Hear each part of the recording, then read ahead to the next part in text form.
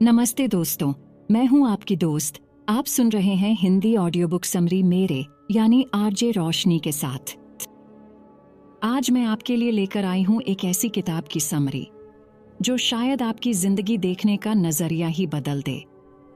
इस किताब का नाम है mindset the new psychology of success, जिसे लिखा है जानी मानी मनोवैज्ञानिक कैरल ड्वेक ने।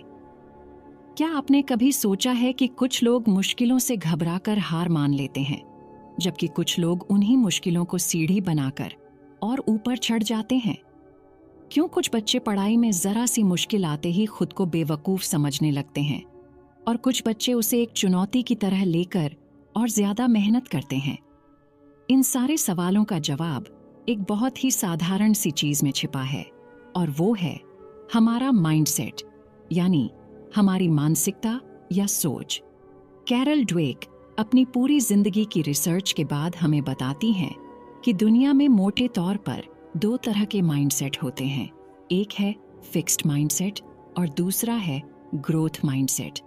ये सिर्फ दो छोटे से शब्द नहीं हैं, बल्कि ये हमारी जिंदगी के हर पहलू पर असर डालते हैं। हमारी पढ़ाई, हमारे काम, हमारे रिश्ते और हमारी खुशी पर भी। तो चलिए आज इस ऑडियो बुक समरी के सफर पर मेरे साथ चलिए।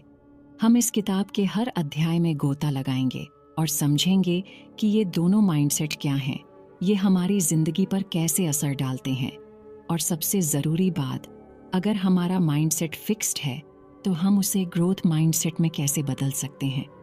तैयार हैं आप? तो चलिए शुरू करते हैं। अध्याय 1, डी माइंडसेट्स, दो तरह की सोच। तो सबसे पहले चलिए समझते हैं कि आखिर ये फिक्स्ड माइंडसेट और ग्रोथ माइंडसेट हैं क्या।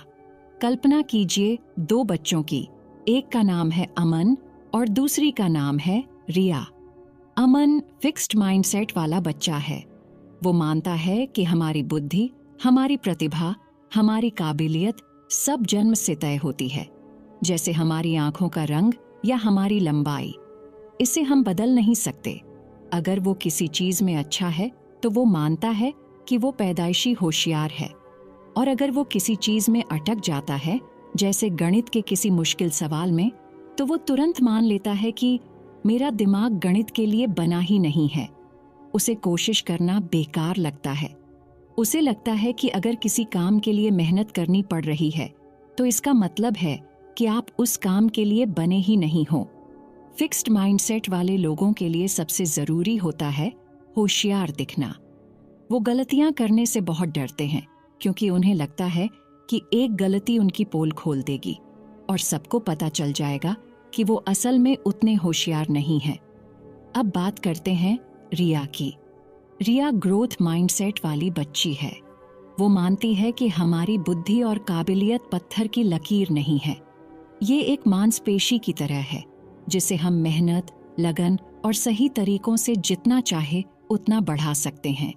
जब उसके सामने गणित का वही मुश्किल सवाल आता है तो वो ये नहीं सोचती कि मैं बेवकूफ हूं। वो सोचती है, वाह, ये तो मजेदार चैलेंज है, मुझे इसे हल करने के लिए एक नया तरीका सीखना होगा। उसके लिए मेहनत करना बेवकूफी की निशानी नहीं, बल्कि होशियार बनने का रास्ता है। वो गलतियों से डरती नहीं, बल्कि उनसे सीखती है। वो जानती है कि हर गलती उसे कुछ नया सिखा रही है और उसे बेहतर बना रही है। तो देखा आपने, एक ही जैसी मुश्किल, लेकिन दोनों का नजरिया कितना अलग है। फिक्स्ड माइंडसेट कहता है मैं जैसा हूं वैसा ही रहूंगा, जबकि ग्रोथ माइंडसेट कहता है मैं मेहनत से कुछ भी बन सकता हूं। कैरल ड्वेक कहती हैं कि हम में से कोई भी पूरी तरह से फिक्स्ड या पूरी तरह से ग्रोथ माइंडसेट वाला नहीं होता। हो सकता है कि आप पढ़ाई में ग्रोथ माइंडसेट रखते हों, लेकिन अपनी कलाकारी को लेकर फिक्स्ड माइंडसेट। इस किताब का मकसद हमें लेबल लगाना नहीं, बल्कि हमें अपनी सोच के बारे में जागरूक करना है, क्योंकि जब हम अपनी सोच को पहचान लेते हैं, तभी तो उसे बदलने की दिशा में पहला कदम उठा सकते हैं। अध्याय 2, इनसाइड द माइंडसेट्स, सोच के अंदर की दुनिया। चलिए अब इन दोनों माइंडसेट की दुनिया में और गहराई से उतरते हैं। और देखते हैं कि ये हमारी जिंदगी की अलग अलग सिचुएशन में कैसे काम करते हैं। सबसे पहले बात करते हैं चुनौतियों की। फिक्स्ड माइंडसेट वाले लोग चुनौतियों से बचते हैं। क्यों? क्योंकि चुनौती में फेल होने का खतरा होता है, और फेल होने का मतलब है अपनी बेवकूफ़ी का सबूत देना। इसीलिए वो वही काम करना पसंद करते हैं जो उन्हें पहले से आता है, ताकि वो हमेशा सफल और होशियार दिखें। वहीं ग्रोथ माइंडसेट वाले लोग चुनौतियों को गले लगाते हैं। उनके लिए चुनौती का मतलब है कुछ नया सीखने और खुद को बेहतर बनाने का मौका।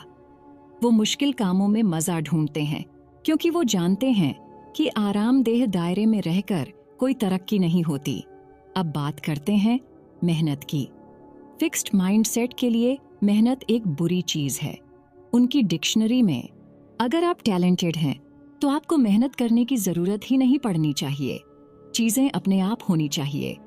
अगर मेहनत करनी पड़ रही है तो मतलब आप में टैलेंट की कमी है। लेकिन ग्रोथ माइंडसेट के लिए मेहनत ही सफलता का मूल मंत्र है।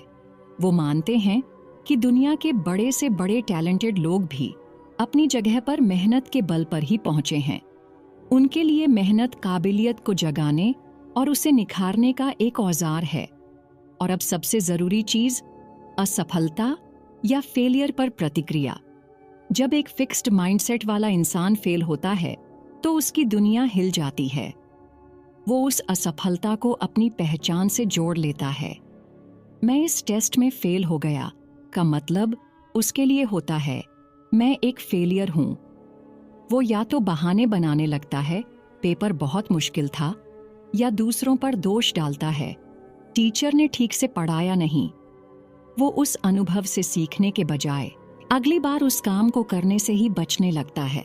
इसके विपरीत, जब एक ग्रोथ माइंडसेट वाला इंसान फेल होता है तो वो दुखी तो होता है, लेकिन वो इसे अपनी पहचान पर हमला नहीं मानता। वो सोचता है मैं इस टेस्ट में फेल हो गया, इसका मतलब है कि मेरी तैयारी करने का तरीका सही नहीं था। मुझे अगली बार और मेहनत करनी होगी और अलग तरीके से पढ़ना होगा। वो अपनी गलतियों का विश्लेषण करता है, उनसे सीखता है और अगली बार ज्यादा मजबूत होकर वापस आता है। वो फेलियर शब्द को लर्निंग यानी सीख में बदल देता है।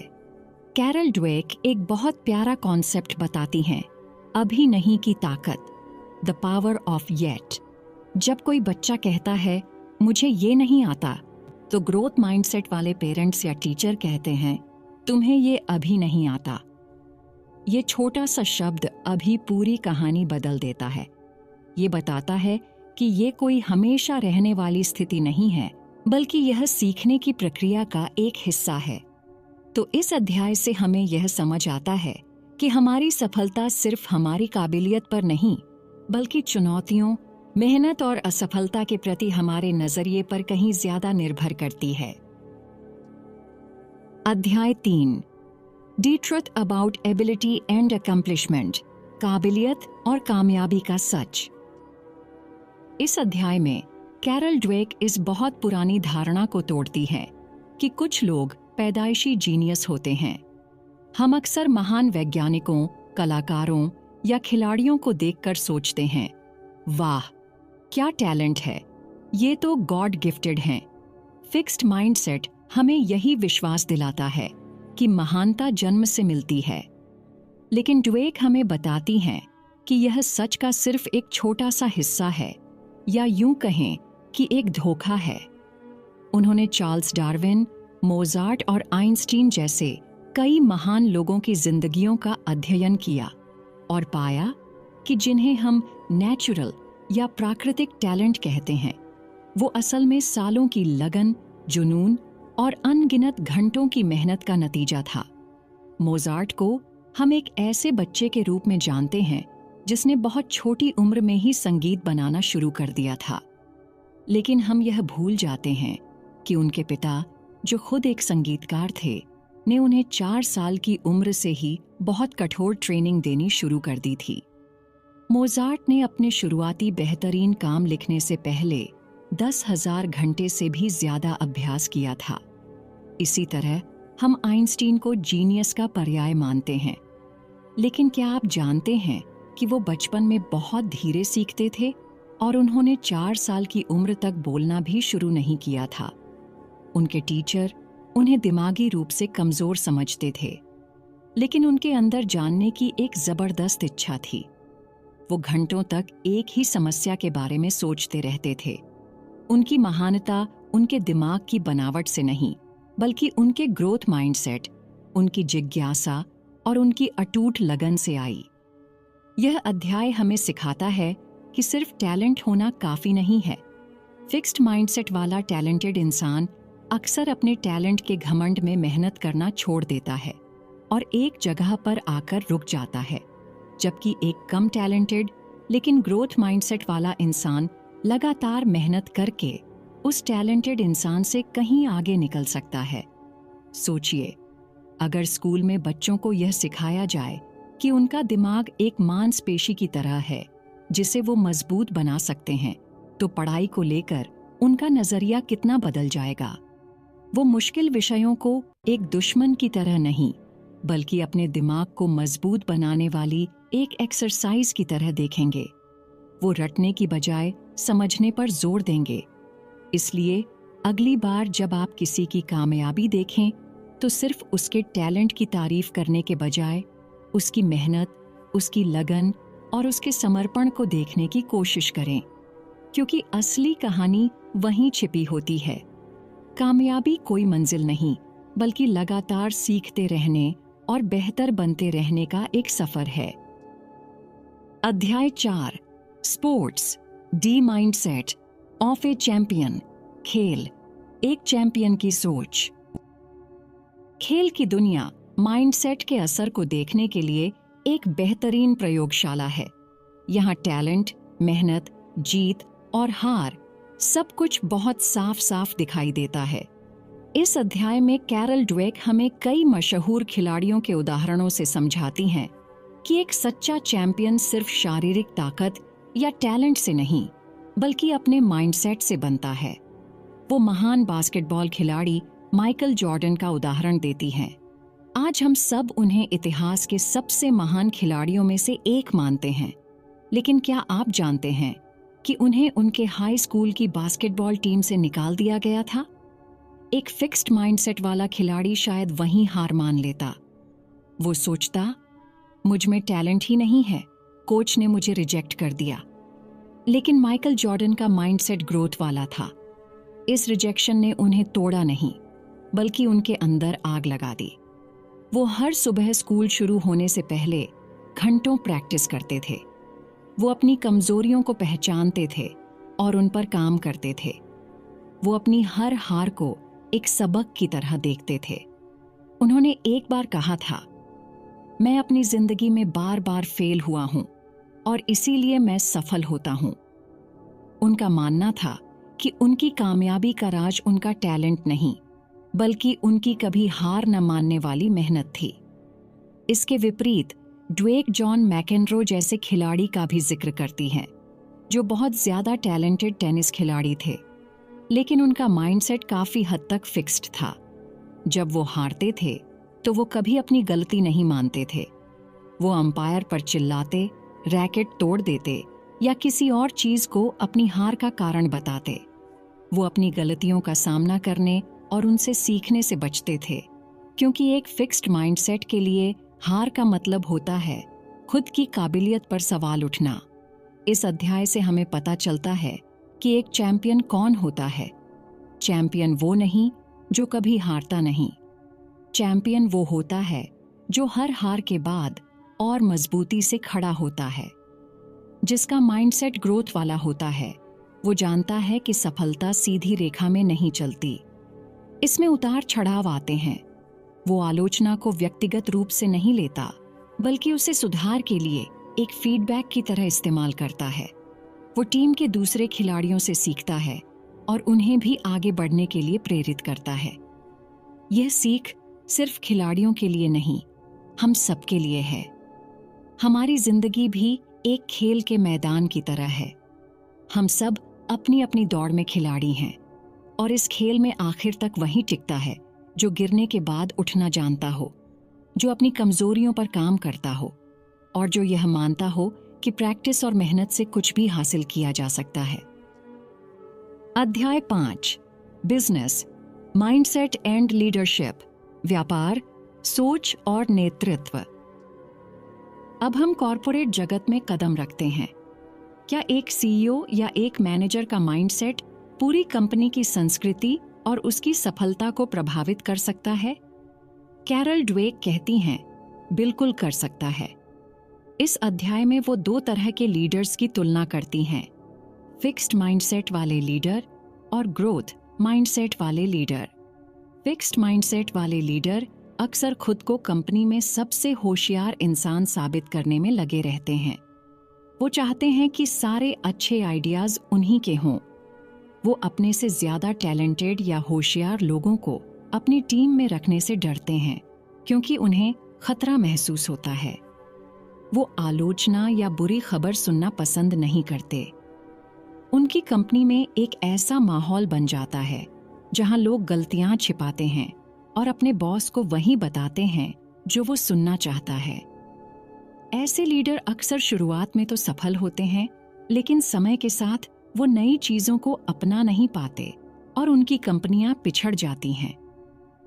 ड्वेक इसके लिए IBM और जनरल मोटर्स के कुछ पुराने लीडर्स का उदाहरण देती हैं। दूसरी तरफ ग्रोथ माइंडसेट वाले लीडर होते हैं। वो यह साबित करने में नहीं लगे रहते कि वो कितने होशियार हैं, बल्कि वो एक बेहतरीन टीम बनाने में विश्वास रखते हैं। वो अपने से भी ज्यादा होशियार लोगों को ढूंढकर अपनी टीम में लाते हैं। वो जानते हैं कि वो सब कुछ नहीं जान सकते, इसलिए वो हमेशा सीखते रहने के लिए तैयार रहते हैं। वो अपनी टीम के लोगों को सवाल पूछने, नए आइडियाज देने और यहाँ तक कि अपनी असहमति जताने के लिए भी प्रोत्साहित करते हैं। वो गलतियों और असफलताओं को सीखने और आगे बढ़ने की प्रक्रिया का एक जरूरी हिस्सा मानते हैं। इसके लिए वो जैक वेल्च का उदाहरण देती हैं, जो जनरल इलेक्ट्रिक के मशहूर CEO थे। जैक वेल्च अपनी टीम के लोगों को लगातार चुनौती देते थे, उन्हें बड़ी जिम्मेदारियां देते थे और उन्हें अपनी पूरी क्षमता तक पहुंचने में मदद करते थे। वो मानते थे कि एक लीडर का काम खुद हीरो बनना नहीं, बल्कि दूसरों को हीरो बनाना है। यह अध्याय हमें सिखाता है कि एक अच्छी कंपनी सिर्फ एक अच्छे प्रोडक्ट से नहीं बनती, बल्कि एक अच्छी संस्कृति से बनती है। और यह संस्कृति ऊपर से, यानी लीडर के माइंडसेट से शुरू होती है। एक ग्रोथ माइंडसेट वाला लीडर एक ऐसा माहौल बनाता है जहां लोग जोखिम लेने से नहीं डरते, जहां सहयोग को बढ़ावा दिया जाता है और जहां हर कर्मचारी को लगता है कि वो कंपनी की तरक्की में अपना योगदान दे सकता है। यह बात सिर्फ CEO पर ही नहीं, बल्कि हर मैनेजर, हर टीम लीडर और हर कर्मचारी पर लागू होती है। जब हम अपने काम की जगह पर ग्रोथ माइंडसेट अपनाते हैं, तो हम फीडबैक को खुले दिल से स्वीकार करते हैं, अपनी गलतियों से सीखते हैं और अपने साथियों के साथ मिलकर समस्याओं का हल निकालते हैं। अध्याय 6, रिलेशनशिप्स, माइंडसेट्स इन लव, रिश्ते, प्यार में सोच का नजरिया। अब बात करते हैं हमारी जिंदगी के सबसे निजी और भावनात्मक पहलू की, हमारे रिश्ते, खासकर प्यार के रिश्ते। क्या माइंडसेट यहां भी कोई भूमिका निभाता है? यकीनन, और शायद सबसे ज्यादा। फिक्स्ड माइंडसेट वाले लोग अक्सर रिश्तों को लेकर एक परी कथा जैसी सोच रखते हैं। उन्हें लगता है कि अगर 2 लोग एक दूसरे के लिए बने हैं, तो उनका रिश्ता अपने आप परफेक्ट होना चाहिए। उसमें कोई लड़ाई झगड़ा, कोई असहमति नहीं होनी चाहिए। सब कुछ जादुई तरीके से ठीक चलना चाहिए। जब उनके रिश्ते में कोई समस्या आती है, तो वो घबरा जाते हैं। उन्हें लगता है कि यह एक संकेत है कि हम एक दूसरे के लिए सही नहीं हैं, या इस रिश्ते में कुछ गड़बड़ है।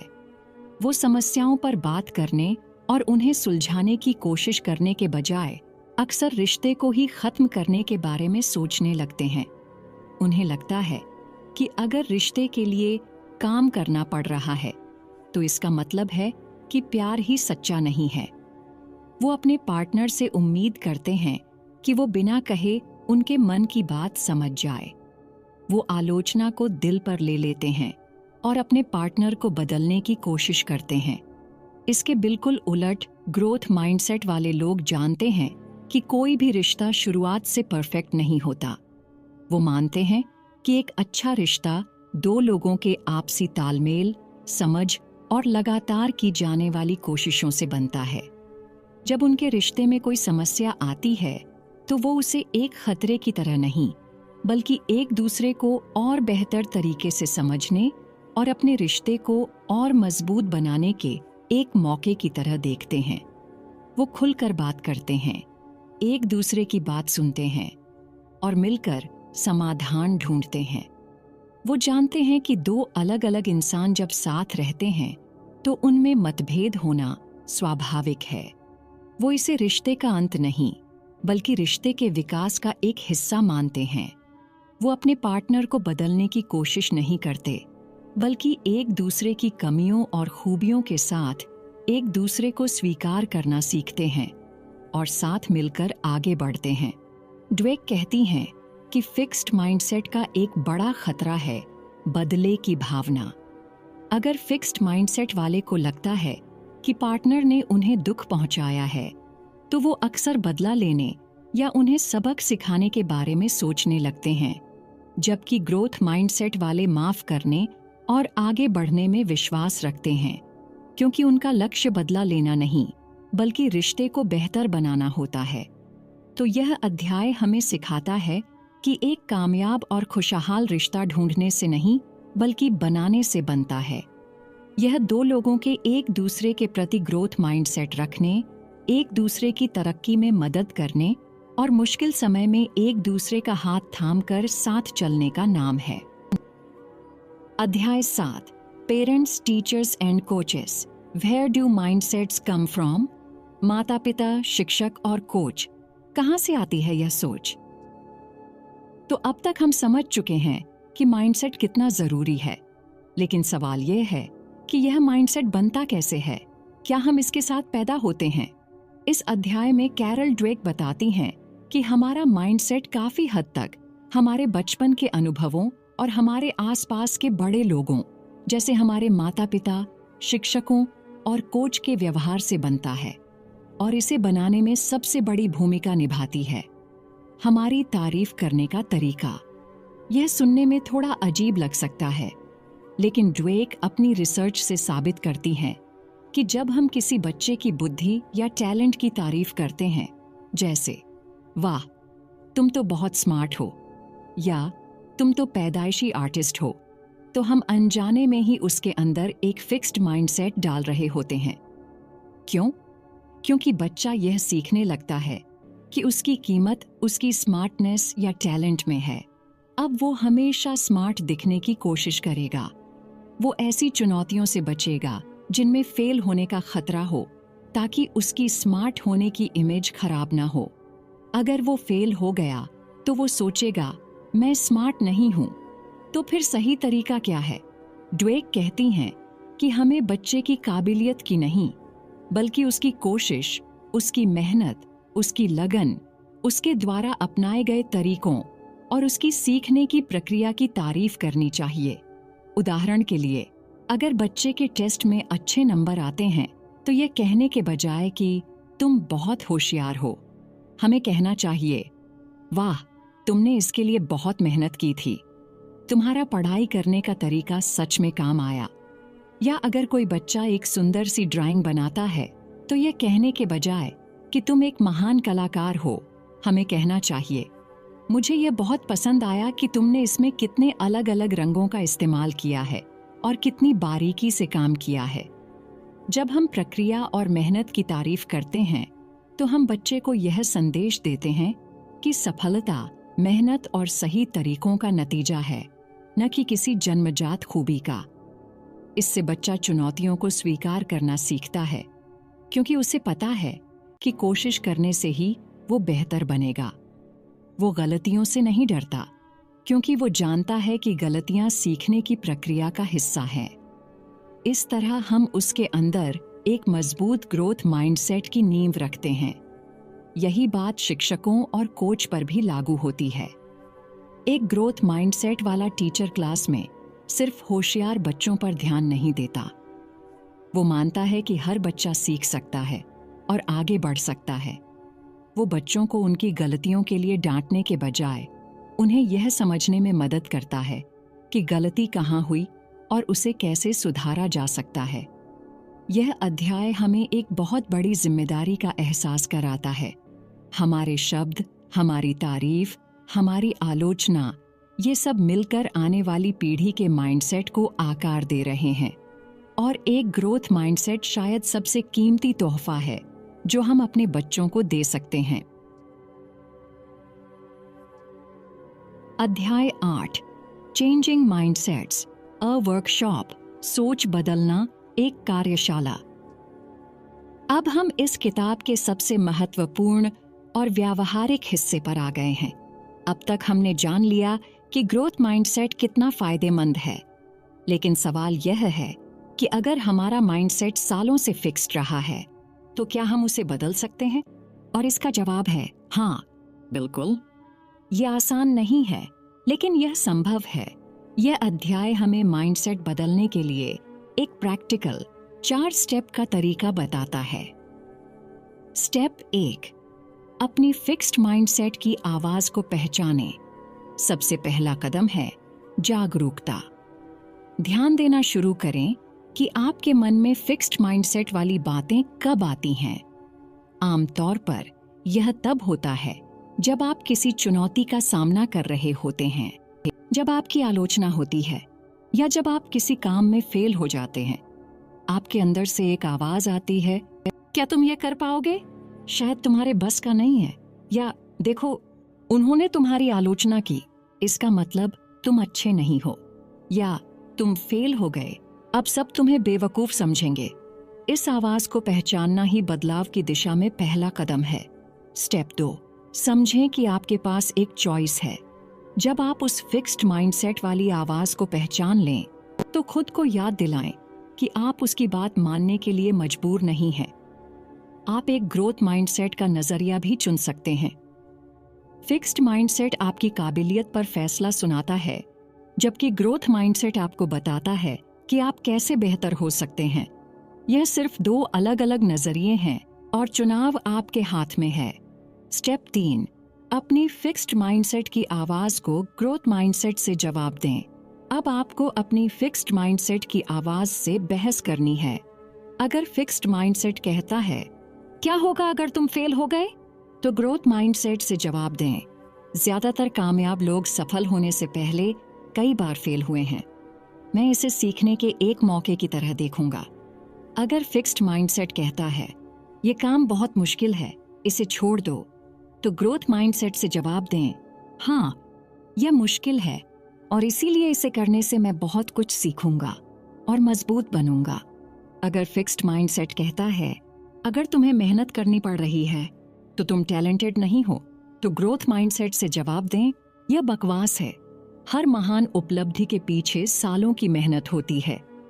स्टेप 4, ग्रोथ माइंडसेट वाला एक्शन लें। सिर्फ सोचना काफी नहीं है। अब आपको उस ग्रोथ माइंडसेट वाली सोच के हिसाब से काम करना होगा। उस चुनौती को स्वीकार करें जिससे आप डर रहे थे। उस आलोचना को ध्यान से सुनें और देखें कि आप उससे क्या सीख सकते हैं। अपनी असफलता का विश्लेषण करें और अगली बार के लिए एक नई योजना बनाएं। ड्वेक कहती हैं कि यह एक दिन में नहीं होगा। फिक्स्ड माइंडसेट हमारा पुराना साथी है, वो बार बार वापस आएगा। लेकिन हर बार जब हम इन 4 स्टेप्स को फॉलो करते हैं तो हम अपने दिमाग में ग्रोथ माइंडसेट के नए रास्ते बना रहे होते हैं और धीरे धीरे ये रास्ते पुराने रास्तों से ज्यादा मजबूत हो जाते हैं। यह एक सफर है, कोई मंजिल नहीं। तो दोस्तों, यह थी कैरल ड्वेक की शानदार किताब माइंडसेट की समरी। इस किताब का सार बहुत ही सरल लेकिन बहुत शक्तिशाली है।